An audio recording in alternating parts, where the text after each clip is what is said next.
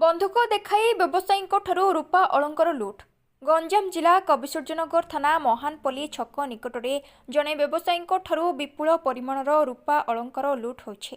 व्यवसायी पुरुषोत्तमपुर अंचल बेला सेनापति होइथिबा बेले से आज गोटे बाइक रे 15 केजी ओजनर विभिन्न प्रकार रूपा अलंकार नहीं महानपल्ली ग्राम को व्यवसाय पई जाउथिबा समय रास्तार 3 जण युवक गोटे बाइक रे पिछा करी मानपल्ली छक निकटरे बाइक को अटकाइबा मौजर देखाई आक्रमण करने सह रूपा अलंकार लुट करी चंपट मारिथिले।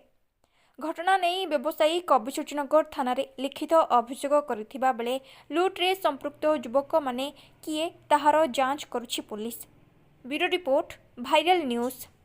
सेनापति पुरुषोत्तमपुर रूपा व्यवसाय कर महानपल्ली गला आसिके बाटर 3 जण जगी मोर पेड़ी छड़े नहीं गले महानपल्ली गोटे बंध पाखे बाइक रे 3 जण जाके आगे से छकी थे मो बेपार जो गला भर टार्निंग पाखे आसिक मो गाड़ी पेल देले पेलिकी पेड़ी नहीं गले पेड़ी मुदी 2टा नहीं गले बंदूक देखिए मो नाकू भी बाड़े बंदूक देखे 3 जण बंदूक